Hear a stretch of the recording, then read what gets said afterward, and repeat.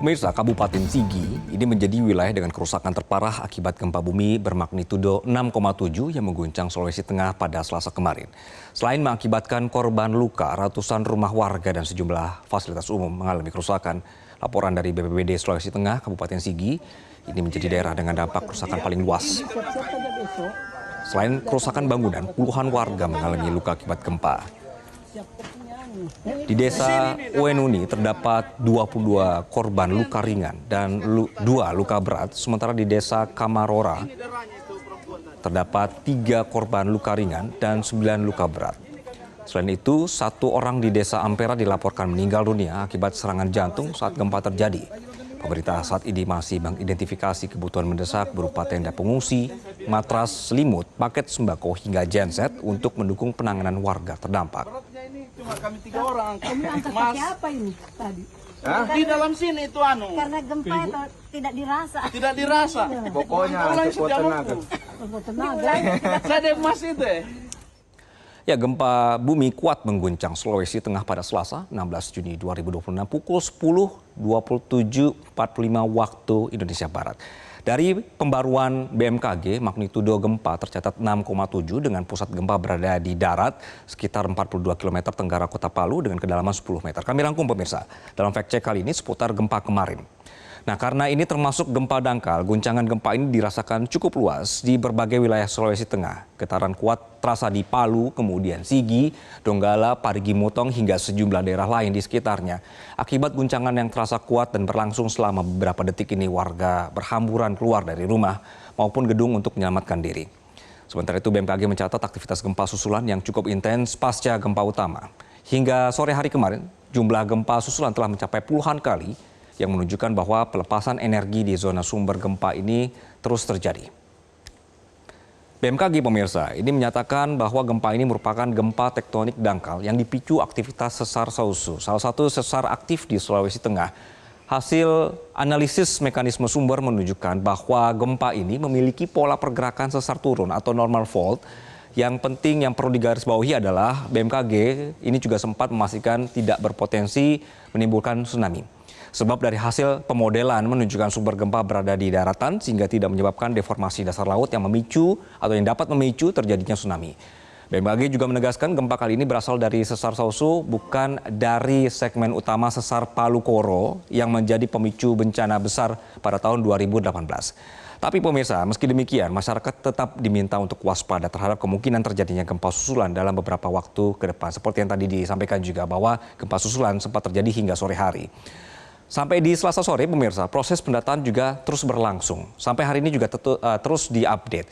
BNPB bersama dengan BPBD melaporkan kerusakan terjadi di sejumlah wilayah terdampak, terutama di Kota Palu, Sigi, dan beberapa daerah di sekitar epicentrum. Kerusakan ini meliputi rumah warga, kemudian fasilitas umum, sampai infrastruktur pendukung. Dari laporan terakhir, sedikitnya 8 orang mengalami luka-luka, 2 diantaranya dilaporkan mengalami luka serius. Namun sekali lagi angka ini masih bersifat sementara dan bisa saja berubah seiring dengan pendataan di lapangan.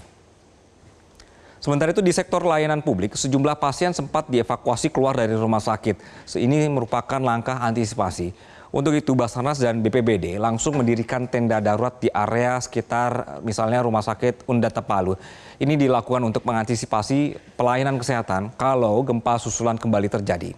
Di sisi lain, warga di berbagai titik juga memilih untuk bertahan di lapangan terbuka. Misalnya kemarin ada di halaman kantor pemerintahan sampai lokasi evakuasi sementara. Mereka mengaku masih khawatir dan trauma dengan adanya gempa susulan. Peristiwa yang terjadi Selasa kemarin, pemirsa, ini langsung membuat masyarakat kembali teringat pada tragedi Klam 28 September 2018. Saat itu, kalau kita review kembali, gempa dahsyat magnitudo 7,4 dipicu oleh aktivitas sesar Palu Koro mengguncang hebat Sulawesi Tengah. Tidak hanya gempa, bencana ini juga memicu tsunami di Teluk Palu dan ada fenomena likuifaksi yang menenggelamkan wilayah Petobo, Balaroa, dan Jono Oge. Catatan sejarah menunjukkan bencana ini menelan korban jiwa hingga lebih dari 4.000 orang dan merusak puluhan ribu bangunan dan menjadi salah satu bencana geologi paling mematikan dalam sejarah Indonesia modern. Wajar saja kalau misalnya trauma kolektif akibat bencana 8 tahun lalu ini masih sangat membekas di hati masyarakat Palu, Sigi, dan Donggala.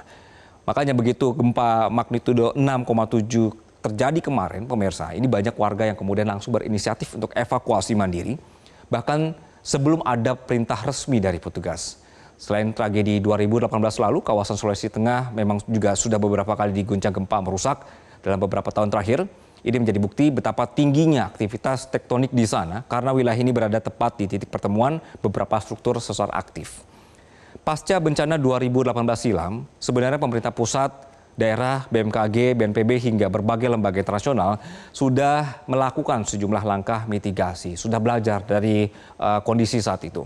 Beberapa di antaranya, pemirsa, adalah pembangunan hunian tetap bagi penyintas, pemutakhiran peta rawan bencana, sampai pemasangan alat pemantau gempa yang lebih rapat. Nah, tidak hanya itu, petugas juga sudah menyusun jalur dan rambu evakuasi. Ini memperkuat edukasi kebencanaan di sekolah maupun masyarakat dan menata ulang kawasan yang sebelumnya terdampak likuifaksi. Selain itu, standar bangunan tahan gempa juga sudah mulai diterapkan lebih ketat di sana. Ini terutama pada fasilitas publik dan bangunan vital. Pihak pemerintah daerah juga rutin menggelar simulasi evakuasi demi meningkatkan kesiapsiagaan warga dalam menghadapi bencana. Namun gempa yang terjadi Selasa kemarin ini kembali menjadi pengingat bahwa mitigasi bukan cuma soal pembangunan fisik semata, tetapi juga soal kesiapan masyarakatnya. Respons cepat warga untuk langsung keluar menuju ruang terbuka kemarin ini menunjukkan kalau sebagian pelajaran dari bencana 2018 lalu sudah mulai tertanam. Sekarang pemirsa, tantangannya adalah bagaimana memastikan apakah sistem peringatan, kemudian jalur evakuasi dan bangunan publik yang ada ini benar-benar mampu berfungsi dengan baik ketika gempa besar kembali terjadi di masa mendatang. Jadi guncangan magnitudo 6,7 yang mengguncang Palu ini kembali sekali lagi menegaskan bahwa Sulawesi Tengah berada di salah satu kawasan paling aktif secara tektonik di Indonesia. 8 tahun setelah tragedi 2018 silam, pertanyaannya pemirsa, seberapa siap kemudian Palu dan juga wilayah sekitar menghadapi gempa besar berikutnya? Jelajahi cara baru mendapatkan informasi. Download Metro TV Extend sekarang.